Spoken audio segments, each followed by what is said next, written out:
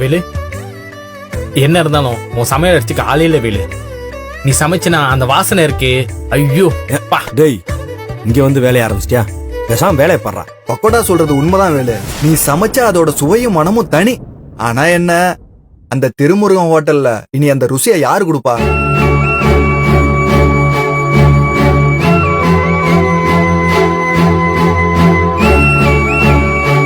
Master, என்ன நீங்களே இப்படி சொன்னா? இங்க பாருங்க, என்னோட பக்குவம் தான் தெரியும்ல. நான் தான் உங்களுக்கு சொல்லி கொடுத்துருக்கேன்ல. நீங்க அந்த பக்குவத்துல எல்லாம் பண்ணுங்க, எல்லாம் நல்லா வரும். வேலு, அவர் சமையலை மட்டும் சொல்ல, உன்னையும் சேர்த்து மிஸ் பண்றேன்னு தான் சொல்றாரு.